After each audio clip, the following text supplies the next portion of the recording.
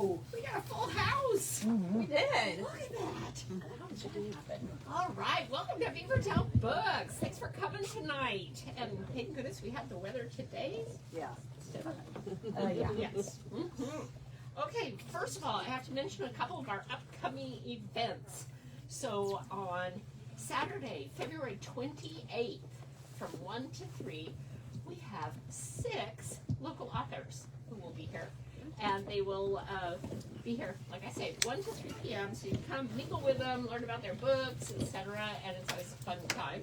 Then we also have a very special children's event. And we are partnering with Franklin Avenue Library.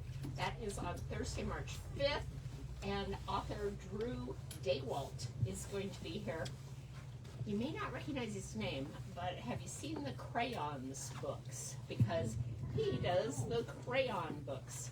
And he will be here, and you do have to register because we're expecting a really big crowd. So if you know anybody with little ones, I know Alice's grandson is a huge fan of the crayons, and they are very excited about that. Now, it is my pleasure to introduce our moderator for this evening, Amy Lee Lillard. Amy is the author of Exile in Guyville, which won the 2022 VOA Edition Short Fiction Prize. She also wrote A Grotesque Animal from University of Iowa Press and Dig Me Out from Atelier 26 Books. She is the co-creator of Broads and Books Productions, creating podcasts, publications, and presses. Her productions include Midwest Weird, Audio Literary Magazine, Fuzzy Memories Podcast, and the Weird Woman audio drama. I'm going to let her introduce tonight's star. Excellent.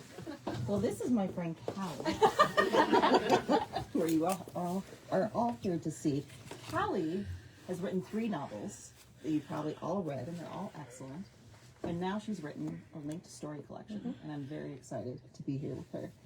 And some other details that you will see when you get this book, which you will get this book. The Monsters We Make, your book from 2020, which was a great time for a book to come out. Fantastic. Yeah, was an All Iowas Read finalist. And you write short stories, you write essays, you write articles. You're the recipient of an American Book Award, an Eric Hoffer Book Award, 2 State of Iowa Major Artist Grants, and an Iowa Author Award just this last year. This year. Congratulations. Thank you. And she lives in Iowa with her family, which is where we're at. Yeah, So that's good great. news. Now, I asked Callie if she would like to read from her book, and she said no. You sure? Okay. All right, then we're going to dive in. I hate reading, so let's just, and nobody wants to be read to, so. So I had Not the by pleasure. me, I mean, nobody wants to hear me read, so. I don't know. I had the pleasure of reading this, early last year, Yeah. or middle last Yeah, year. you read an arc. And it was so lovely because with story collections, I often have to take breaks. I don't know about you guys. After one story, I need a break before I go on to the other story. This one just kept me going. It was so propulsive, and the fact that they're all linked is a really nice thing. It brings you along, but also the writing is beautiful, and there's so many wonderful themes and items to talk about.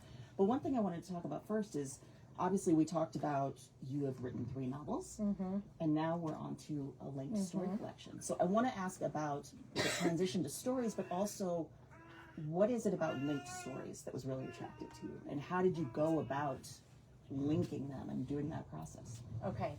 Well, first, thank you, everyone who came tonight. Like, I know pretty much everybody in the audience. Thankfully, I have bodies and chairs. That's all we care about, right? Bodies and chairs. I don't want to talk to, like, my mother and my husband, who have their office. So it's so nice to see people I love in the audience. It's just really nice. Anyway, okay, what was the question exactly? No, it was about the writing the stories. Oh, okay. About writing a story collection as a change from writing 3 novels. Okay. As well as how to go about linking the stories, how you approached that. Okay. So I started my writing career with novels, which some writers do, but a lot of writers start, I think, a little more smartly with short stories because I think there's they're a little easier to learn fiction on. For whatever reason, I dove into novels and slogged and struggled through. I've actually written 5, only 3 have been published. But it wasn't until I went to graduate school and I was working on my MFA that I first started, I got encouraged enough to start trying short stories. And part of the reason, this is a very weird reason, but the program I was in, we had semesters with one professor or advisor, but when we were on campus for residencies, we had the big, like 12 people workshops, and I didn't want 12 people digging into a novel and then it changing every time that I went back for a residency, because it's just too many fingers in the pot for a novel. So I thought, I guess I'll have to write a short story, and I'd had a couple ideas kicking around, and I just dove in and tried it and really fell in love with them. You can do very different things with short stories, and I realized then that some story ideas are a better fit for a short story form than, say, a novel form, and vice versa. Some short story ideas just couldn't sustain 300 pages or whatever of a novel. So it sounds like you've been working on this for a while then. Long time. The first story I wrote and published in this collection was like 15 years ago. Wow. Yeah, and I had to update them because So we were playing a long game with this one. Well, this is how I work. That's true. You do. You take a long time. Who cares about producing and staying relevant? I prefer to be slow and obscure all the time. There's a charm to that, you know? I guess. Yeah. Okay, so 15 years. So how did you, was it something that you kept sort of checking in on as you were writing other stuff, or did you devote certain times to it? How did it all come together? So I tended to write short stories in between novels, or revision drafts or whatever. Like I would set a novel aside and then would turn to a short story. And I would sometimes get an idea for a short story and I would jot it down and then come to it later. So I think I had 3 that were published early on, like this was years and years ago, or 4. And it wasn't until a few years ago I went to start writing a new one and realized it was the first one in the collection, which is called Hyatt at the Arch. That I realized, oh my gosh, I think the character Jay's wife is Trisha. It's Trisha who had been this sort of background character in a different story called Jar of Nails. And she was a little bit of a stereotype in that one. And I started thinking more about oh my gosh, maybe some of these stories could start connecting, and I started pulling some of these background characters out and giving them their own stories, and went from there. I also have a hair. I was just going to try and discreetly pull that away from you, but that's not mine. I was afraid This is not my hair. I clearly hugged somebody, and I'm sorry I pulled a hair out. Okay, we're all good now.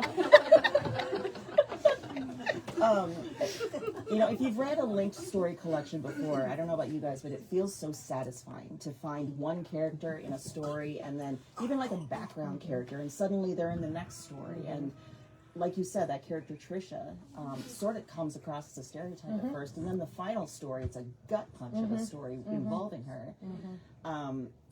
Just from a process point of view, how did you keep everyone sort of organized, and how did you know who to follow and when and all that?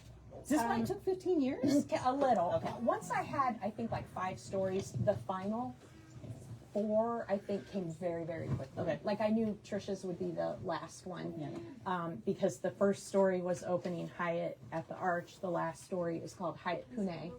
And I knew Trisha's story would sort of touch on a little bit of everyone, kind of where they all ended up. But the early stories that had already been published that were so old that they were almost outdated, I had to go in and make some more modern changes to them. Like there's this story called Bijou, which is the wedding dress story. And when it was first published, it was Sorry guys, I have a lot of family in here, but we're diving in. I know where you're going. It was originally, this poor young woman was a phone sex worker, which is kind of the story. Well, it was very like, she was on a laptop and it was like analog. And the beginning of the story, she gets mail and like her bill came in the mail. Like that's how old it was. And so I had to update it. So it's now more like an OnlyFans, which I know, sorry. It's not really like all that way, but yeah, it's very PG, all right? Don't worry about it. So a couple other questions. Obviously, this is a lot of Midwestern stories. yeah. And you and I have talked about this before, about what it is that makes a story, distinctly Midwestern, distinctly Iowan, but I feel like this goes outside of Iowa as well. There's Minnesota in there. My friend Erin and I, we run a magazine all about the Midwest and about the literature that comes out of there. How would you describe, trying to capture that feeling, that Midwestern feeling when you write? I think it's all about repression. Characters who are like not, yes, saying like the thing that's at the heart of everything. Yes. So that was the other thing that emerged with each story, was I realized I was writing about every single character in each story is revealing something that either they find painful or shameful, or it's like they're revealing it and finally releasing it. Yeah. Yeah. It feels like also they're fighting against expectations. Yes. They're fighting against what they should be doing and who they should be and what they're told to be, and in so many different ways. You've got, men fighting against that, you've got women fighting against that, all different ages. It's really interesting. Yeah. Yeah. And I think the other sort of distinct Midwestern thing is, I lost the word. I don't have it. I don't know what else makes it Midwest. It's set, some of the stories are in Minnesota, some in Iowa, some in Missouri. I kind of just followed that corridor. Yeah. Yeah. There's something very distinctly Midwestern about some of the gatherings you've got in here, some of the ways that, people relate to each other, not just the repression, but, just random, the baby shower moment, was it horror moment? I'll tell you something funny about that baby shower story. So it's called Jar of Nails.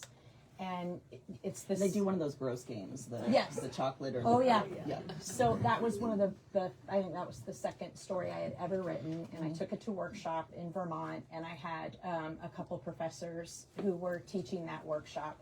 One of them was a very big time, well respected, like he does reviews for the New Yorker and the New York Times, and he teaches, I think, at Rutgers or whatever. I've probably given him away, sorry.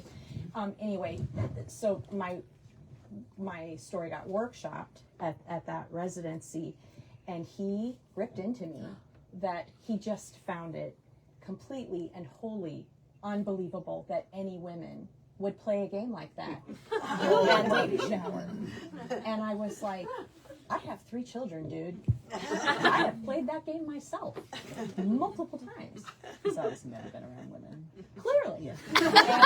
And he also was like, I just find it hard to believe someone would shove a baby in a woman's arms. What? Hello, again? That came from a real incident at a baby shower. I watched a poor woman nearly drop a newborn because somebody insisted that she hold her. And then he also ripped into the Jar of Nails tradition, which I'm gonna out my husband. I did take that from real life. Okay, nice. We did the jar with the nails. Well, we know a lot about you now. I know, it's probably TMI, but there it is.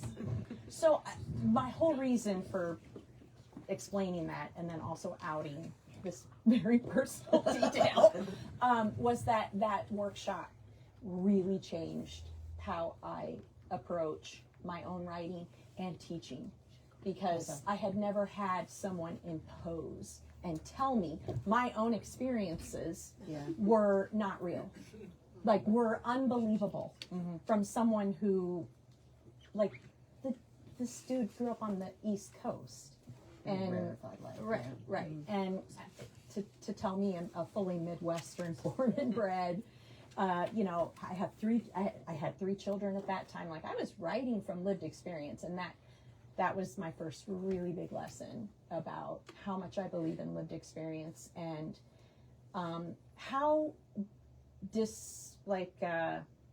discarded the Midwest is. Like the things Very that are unique to us. You know, if it had been if I had set that story in New York, he maybe might have had a leg to stand on with his argument, saying that I just don't believe women would play that. Well, it's here. This is my town, dude. I know this area. Like I know these people and these experiences. So that was a big lesson for me. Yeah, I think that's a very valid point too about a lot of the gatekeepers of literature are on the East Coast or sometimes the West Coast, but not necessarily the Midwest. So some of the stories that we know and that we experience don't often get told. And I started seeing it in my own workshops too with my students in the MFA program that I teach for. Early on when I was first teaching and I would see one student tell another, I don't believe that. And it was a very unique experience to that writer, and I completely revamped my workshops. So I have no gag rule in my workshops. Writers are allowed to speak and say, actually this is lived experience, this is mine experience, and they're not allowed to tell each other stuff like that. Like I don't believe anybody would do that. Well, okay. Sorry, rant over. No, I completely agree. And then it ties into another thing that I see throughout the book, which is social media and the ever-present nature of social media, and how it ties into that idea of what we should be and how and what normal is, you know, especially for women. And I'm curious where, you know, your thoughts about bringing social media in that way, especially when it came to a few women characters. Yeah, that one, so that the two stories I think you're talking about are, one is called #TargetDown, and the other one is called Spirit Babies. And the #TargetDown story was a real Target event where there was a global outage it was like June 2018, where all the, worldwide, all the Target systems went down. Okay. And I had a friend who was meeting me somewhere, and she texted me and said, oh, I'm stuck at Target. Like, they're having this huge global outage. I'm going to be late. And then she added, the checkout lines are turning Darwinian. I was Which is a line in here, I think. Yes, I was so fascinated by that. Like, what? She said people are going through each other's carts and judging. Like, why are you in line? You have Pepsi. You have potato chips. She needs diet. Like, they were just ripping into each other. And then this newscaster tweeted at Target and was complaining that they made her leave her stuff and told her to come back later, and she was like, how are you going to make this right? And she got, Twitter canceled her. I just thought that whole situation was fabulous. And I started thinking about these, the influencer culture, and that's how this poor Christy, who came from Jar of Nails, the story Jar, she's the mom in Jar of Nails, and who was, again, a little bit of a stereotype in Jar of Nails. And when I started writing her in Target Down, it was a chance to delve into, just give her some development, give her more context, give her more experience. And I think that's a running theme too, is that we're seeing the stereotype at first, or we're seeing what everyone sees of them, whether it's the social media presence or their performance at this party, and then you're taking the time to go into that person's life and realize they are miserable most of the time. Yes. There is something about social media that troubles me so much. I can never navigate my relationship with it as both a writer and just a person. I find a lot of it kind of just completely dispiriting, and also it's such a time suck, and I feel like it's so much of our work as writers we have to do now ourselves. Pretty much everything, all the heavy lifting for promotion and all that. So it's kind of a necessary evil. You don't have a choice. You have to have social media presence. But I have a love-hate with it. Not so much love, more like lukewarm hate with it. Well, at this point, it's the tech billionaires that are just, created this algorithm that Yeah. ruins our lives. It's but I had another question that went away, so I'm gonna look back at my notes. Okay. All right. Another Well, I was thing, rambling earlier, and I got to the end, and I went, yeah, because I don't know if I answered your question. we're just having a loosey-goosey conversation. Yes. Middle-aged, no problem. Rain fog all over. Sweating, Yeah. it's all good. Just sweating. So another thing that I kept seeing throughout was this idea of sort of vigilance, of like how especially women characters are holding themselves so freaking tightly, whether it's because they're anxious that someone's going to discover they're not the person they say they are, or whether it's, you know, just the nature of the world today that it feels like everything just keeps coming at us. I'm curious if you had thought about that idea much. I don't think I consciously did in the early stories. I think I was much more aware of it when I started writing the final stories for it, especially the final three that were sort of like Trisha's final story, Hyatt, Pune, and there's a story before it called Caricatures, which was this character named Kelly who runs throughout several of them, and I became more aware of that later on, that sort of white-knuckled navigating identity and where we fit half the time, and how we relationships, and it's all kinds. It's between parents, it's between like romantic partners, it's between friendships and neighborhoods. A lot of that came out. Yeah, it feels like we can't really relax anymore. And that really came evident in the last story where she's fighting some major insomnia. She just cannot let herself relax. And it feels like that's an indication of social media. It's an indication of where we are in the world, but also about women and our inability to, we can't relax. We have to take care of everything. That final story. So every single story in the collection is either based on something from someone I know who told me something, or something myself, or a family member. And that final story was inspired from a good friend of mine. She's one of our neighbors who works with my husband, and she went to Pune for work for 3 weeks and had the worst case of insomnia that a human could ever experience, and was getting up and like having to go try and program and think, and that whole, what she went through, that she still got up every day and went to the office. She had not slept at one point, I think, for 8 days. And she was almost physically sick. And you're almost psychotic at that level, yes, right? and so when I started writing the story with Trisha, of course I changed her. She's a doctor in the story. She's there doing pro bono work, but I started thinking, you know, that sort of delirium and what comes out, like when your guard goes down because of that delirium.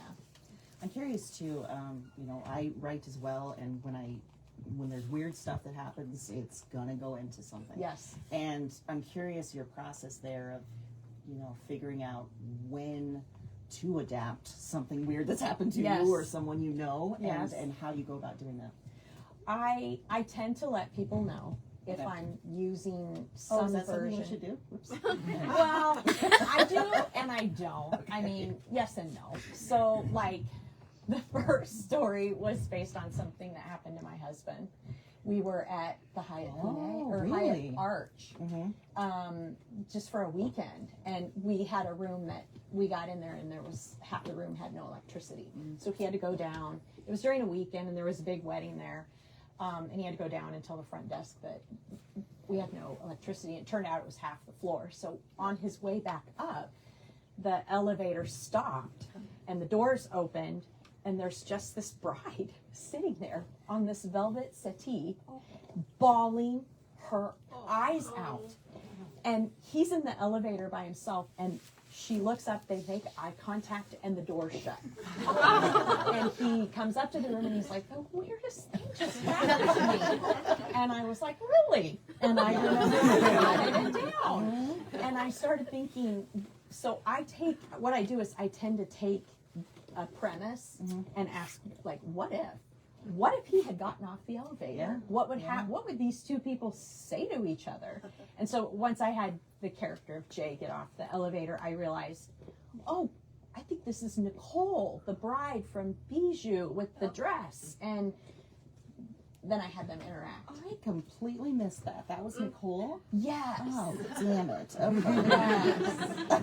Because she's I still thought I wearing tracked them all. She's still wearing the same dress, Bijou. And I got that from a reality show. The Amsala designer. Years ago, I watched some brainless. I'm sorry if any of you are fans of this show.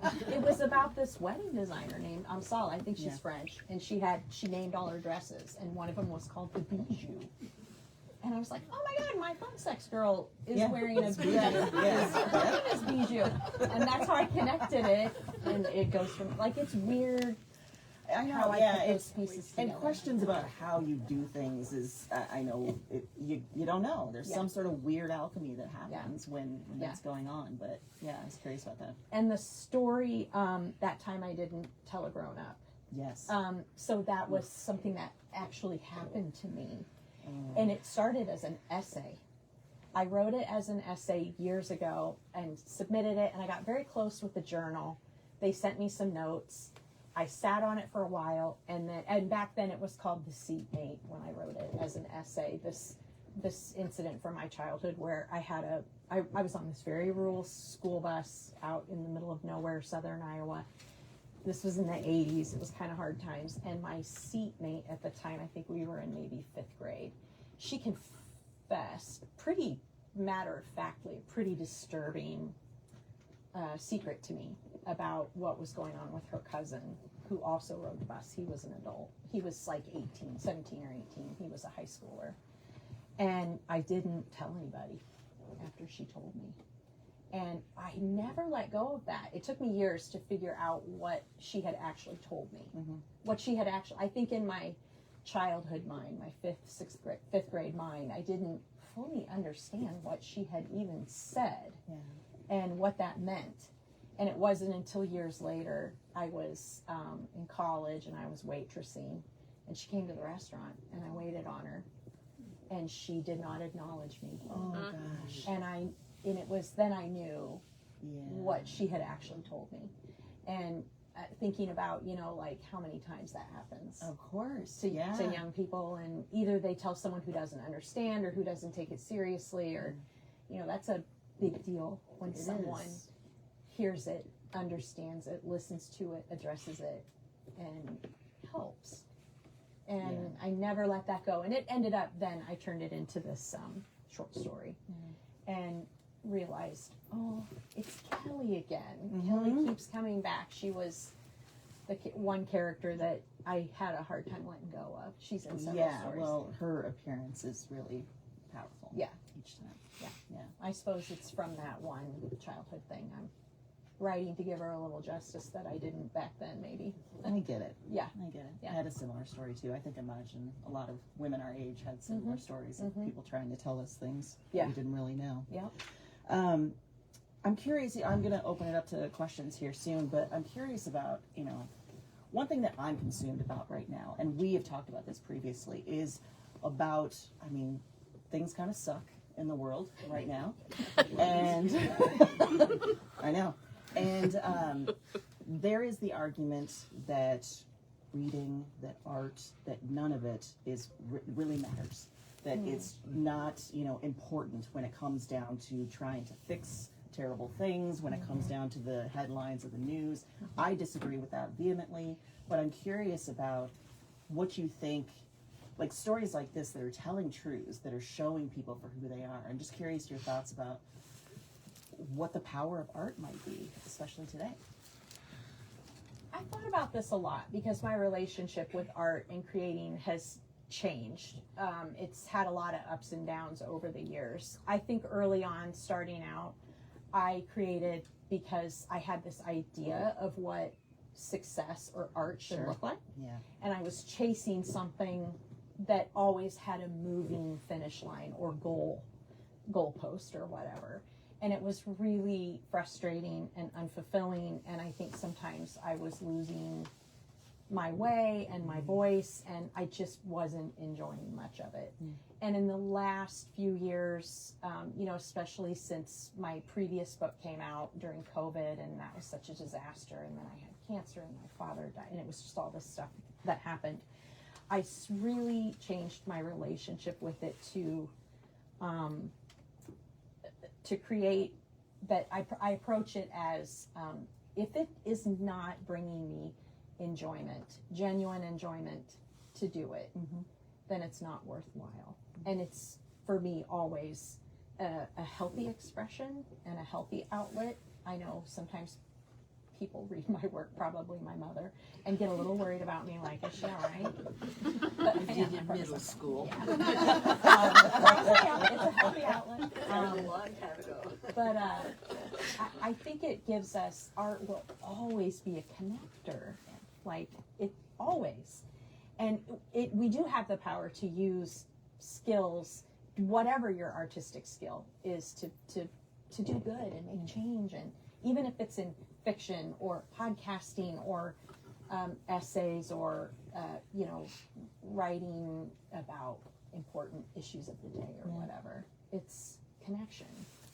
Yeah, and if it's helping sustain you, if it's giving you value just by working on it. And I know we've had conversations about being down in the weeds of publishing and things like that. So, and I didn't plan on talking about that. I like that you have made this priority of like, I need the stuff that's worthwhile. Yeah, there's a lot about the publishing industry that's soul sucking, and I mean there's a lot great about it, but it's also soul sucking. And It's a capitalist venture, so. it is. yes. I mean, yeah. you know, it's companies and they need to make money, and there's a lot of gatekeeping, and it's very easy to let it infiltrate just the joy of creating something and doing something that you really, really love. You forget, and I really love doing this. Yeah. And I think the return to the short story collection and finishing it this year, you know, it was 15 years it took me to finally have a full collection, to do a book, and it was a joy I hadn't felt in a while. That's wonderful. Yeah.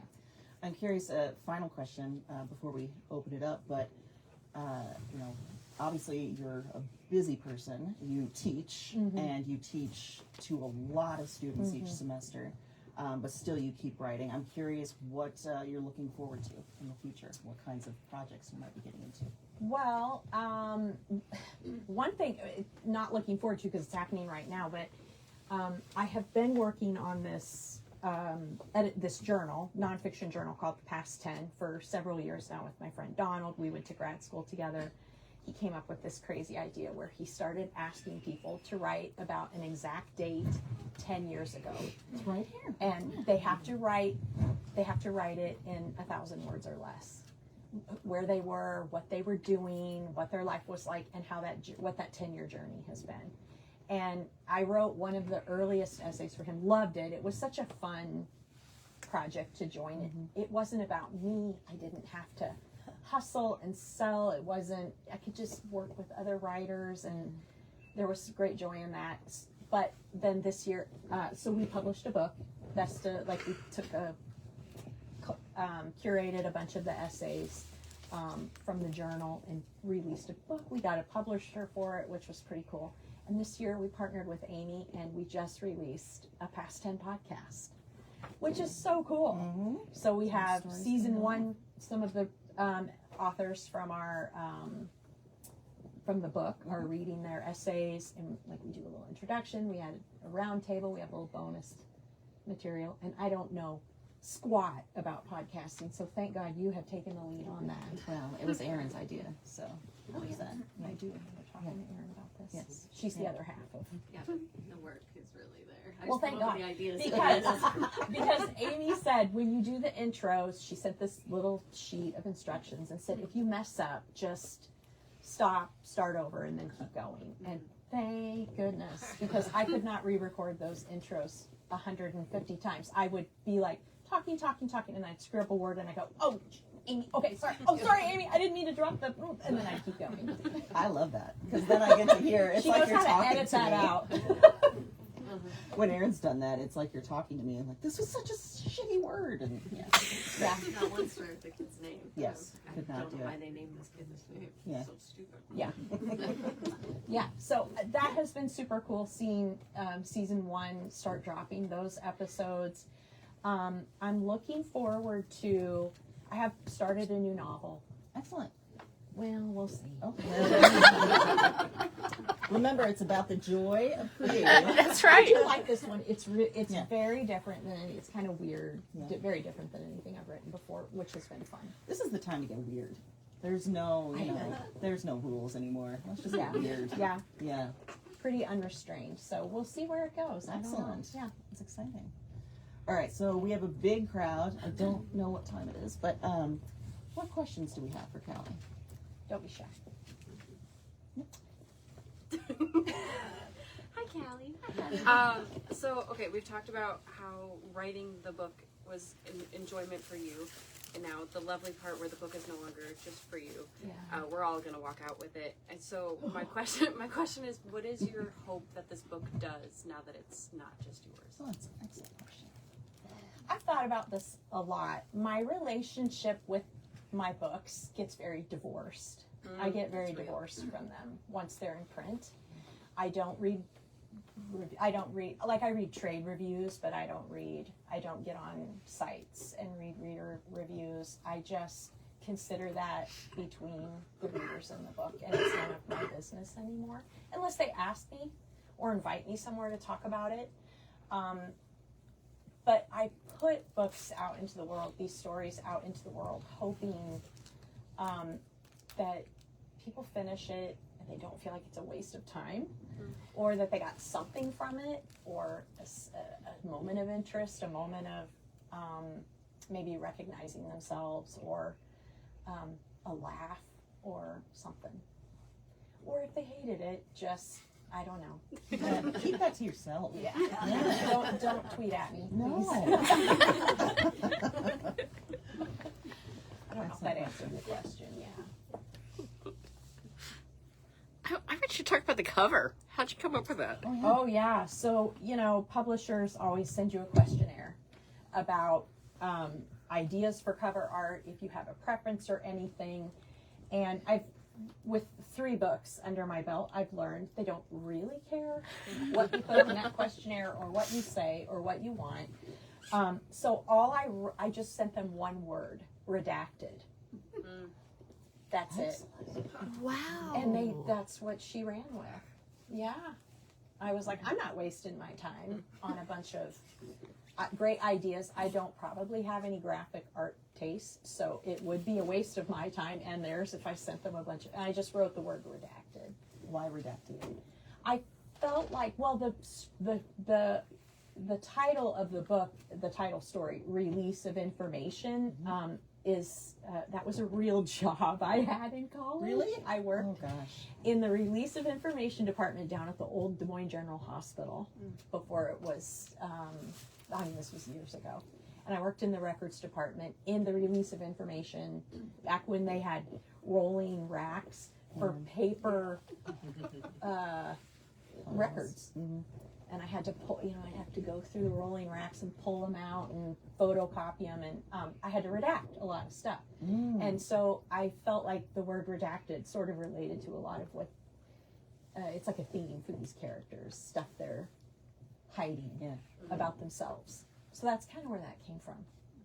What power Yeah. to be able to redact stuff? It was weird. It was a weird job. It sounds It weird. was so weird. Sometimes it was for like court cases or gosh. criminal cases, and the story was inspired by I pulled a file of someone I knew, and it had some really dicey information in it. And this was before HIPAA, because now you can't, like, if you know the person, you're not supposed to. There's rules, all kinds of rules, but back then there wasn't, and it was very strange to photocopy that information of someone I knew. Yeah, that's where that story came from. Just reminds me of all the weird jobs you have. I've when had you're- so yeah, many. Me too. So many. A lot. Yeah. Yeah, that was I worked that job the last year I was in college. Anybody else? Yeah. So I know you're working on a novel now, but will you continue to write short stories as you become inspired or something catches your eye or your interest and you think, that'd be a premise I want to expand upon? And will you then just start stacking those up again and waiting until you have enough for another? I think so. Because I think that would be really cool. Yeah, yeah. I've been collecting weird jobs. So It's an excellent I've been coming across people with these really weird professions. Like, I met this woman who is a professional griever. Like, she goes to funerals and wails. Yeah. Oh, That's her job. Like, she gets hired sometimes if there's, like, I don't know. Very not Midwestern. No, that's like fascinated me. Yeah, I thought that was super cool. yourself. I want to write something with that. Yeah. There was another woman who was this was one of my students. She was applying for a job, I think in Finland, where they pay people to go test hotel beds. So they just go there and sleep. That sounds pretty sweet. I know, I was like, how can I quit teaching and go get that? Seriously. Yeah, so I'm a little fascinated by stuff like weird stuff like that. Yeah, I think I will. And I'm going to buy the book, obviously, and I'm excited to read it, but on average, when you're writing a short story, what's the word count that you stick to? Are they all a uniform word count, or is it just some of them are a little longer, some a little shorter? Flash fiction generally runs 1,000 words or less. Okay. Or flash nonfiction. It can be even shorter, sometimes 100 words. I would say a standard short story is roughly 2,000 words, 3,500. If you're getting up towards anything under 10, if you're inching towards 8,000, that's a pretty fat short story. That's how I read them. You right? Yeah. And see, I'm kind of an anorexic writer, so I was just sort of flashing through, and I mean, none of the stories are very long, but they're so packed full that they feel in some way longer, in a good way. Well, thanks. Yeah. So that's the range. I have a few in here that are a little bit shorter. I wrote one, like, the other thing I like about the short story form is you can really play with the design and structure of the story. So, like, I had one whole story that's an email, and it talks directly to another story, the Bijou story, which is written in second person because she's talking to the guy who's writing the email. So they have almost like a direct conversation with each other. And the email story is pretty short, which is another one that actually happened to my son. Jesus. At Iowa State. See, I just collect all these. He was on a uni bus, the Red Line, one morning, freezing cold morning, and it's him and this elderly woman, and all of a sudden the driver slammed on the brakes, put it in park, got off the bus, and ran down the road. And did not come back. Which feels like the start of a horror movie or something. Like, that's very upsetting. And so that's here. And so he had to. It was just him and this poor lady who needed the lift, and so he had to help her get off, and then they had to walk in the cold to another bus stop. And that was one where I took that little incident, and I was like, what if he had left her? Yeah. What would happen then? And what would that mean for him more broadly? And that's where I ended up realizing, okay, I think he's the young man from the Monkey Mountain story who has put so much on the line to come to college from, a southern Iowa farm. And this is a big deal, leaving his family and his farm and trying to get a 4-year degree. And he's at this huge university, and this weird thing happens. And what does that mean for his life later, how he views himself and his identity, and then I had it talking to Nicole in the Bijou story with her wedding dress. Yeah. I feel like each story needs an epilogue where you're just like, by the way, Yeah. this shit happened. Yeah, this really happened. Yeah. Every one of them was. I'm a little bit of a like incident thief. Magpie. Yeah. Stealing Yeah, all yeah. the shiny things. Yeah. That's why they work well with short stories. Yeah. Yes. Has there been times after publication where you think, I want to go back in and I wish I could put this Oh in the my story? gosh, yes. That's why I never read my work. I'm completely divorced from it. it would be something rough to make me reread previous work, because all I would do is like kvetch and just hate every second of it. The extended version. Or spot a typo, Yeah. yeah, which they do get through sometimes, but I couldn't deal with that. No, I think you grow and change too, and so your writing changes and matures, and your skill level builds. And so looking back on early books, the one thing I would say about my very first book, you probably feel this way about yours too, is that you'll never feel the same way again, because you never have that feeling of you don't know what you don't know. You haven't turned it out into the world for consumption, for criticism. You've just written it for the joy and for yourself, not knowing where it'll go, what you'll do with it. And I think I've probably been working hard to get back to that state since.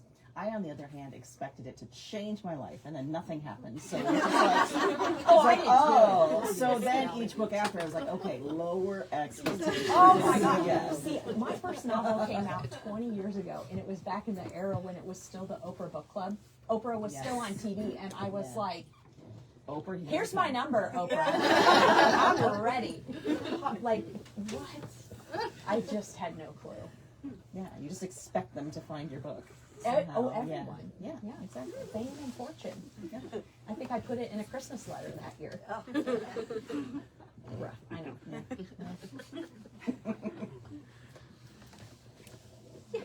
Last year at the Fleur Cinema, you interviewed a writer whose story was turned into a film. Rachel Yoder. Yes, yes. There you said that if you could turn into an animal, it would be a sloth. Now, do you? Did I? I posed the question, and then that was your answer. And That tracks. do you still feel that way? It does. Okay, I didn't know if you changed it. I had a now, but moment okay. where I was like, what? And then I'm like, oh, well, actually, yeah, that's true. Yeah, Rachel Yoder. She wrote Night Bitch. And it was the film premiere. Right, Yeah. right. And she's coming next month. Yeah. That was shit. Here, yeah. She's super cool. She's super cool. Yeah. I was just curious But if you the have a main- different animal yeah. now. No, it's probably even more. I'm probably even more committed to it now. Thanks for reminding me. Yes. Hello, my This future daughter. question is actually from your oldest son. Mm. So he wants to know, did you encounter any writing blocks on the stories in this book? And if so, what did you do to overcome them? Oh, yes. Repeat the question. So that was a text from my oldest son, who's not here, who's no longer my favorite oldest son. He asked if there were any blocks or challenges I had with any of the stories in the collection, and for sure. I had one that I said earlier I wrote as an essay. It did not work. The one that was about the school bus that didn't, it never came together as an essay. Once I fictionalized it, it totally changed it, opened it up to do something completely different with it. I wrote, Bijou went through multiple iterations. Early on, she was a hoarder. And had this crawl Still with space. the wedding dress? No, it was like she just hoarded all kinds of things in a crawl space underneath in the basement stairs, and she was in like a cave doing her phone sex work. Oh, on a wow. So laptop. the phone sex was still happening. That was still a thing, but she was a hoarder, and I streamlined it to a wedding dress, which this really expensive wedding dress that she doesn't have money to pay off, and that I think simplified the story. Sometimes you start and realize less is more. Yeah. So sometimes I've either streamlined a story, or like the story about that I loosely based on my son when it was originally a piece of flash fiction. I tried writing it in 1,000 words or less, and it was called Red Line, and it just didn't have enough context. So once I expanded it to a full story and I had it talking to the Bijou story, then it worked better. Yeah. So sometimes you have to play around with them, and I always go through so many drafts. Do you? Yeah, my question was going to be, you know, how do you know when to pivot, when something isn't? To me, that's the hardest thing is figuring out with my own work, is this working or is this not? Should it be an essay? Should it be a story? Should it be whatever? How do you go about making that, like that one story that you turned from an essay to a story? I think I have an easier time with short work than I do novels. I have a harder time letting novels go because there's so many years of my life. And I just keep hacking at that same branch, thinking, maybe this will work. Maybe this is what it needs. And it just, sometimes you have to just say, this one is never, it's just not gonna. I think with shorter works, I can see the whole thing a little easier. So then I can maybe make adjustments or fix it.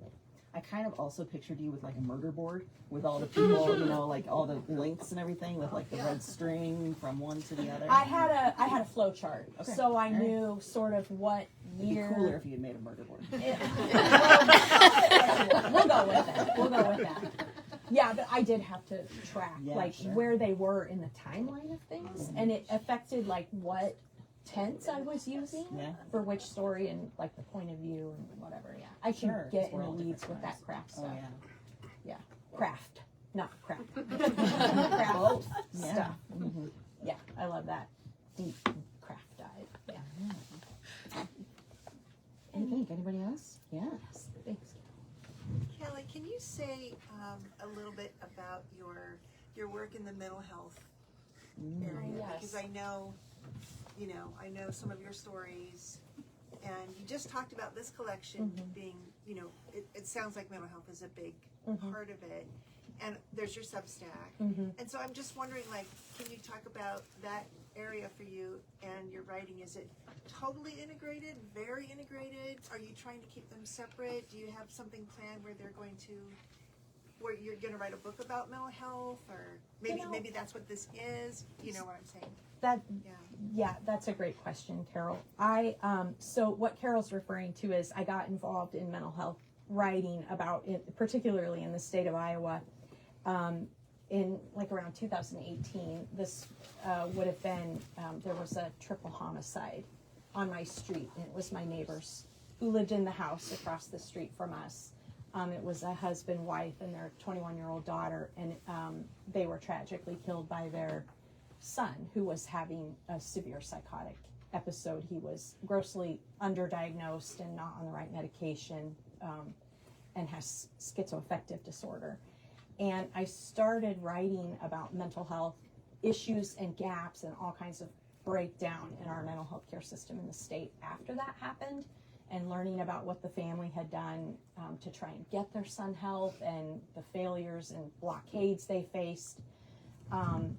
And that just sort of expanded. It's now I have family members who have pretty serious mental health issues, and I eventually moved on to writing this like bi-monthly column. It's called Minding the Gaps. It's on Substack, and I write mostly mental health issues, and that came about during this period of time that I mentioned when you and I were talking earlier about finding purpose in art during kind of tumultuous times, like how to make art still feel important and relevant when people are suffering or there's just a lot of tumult in the world.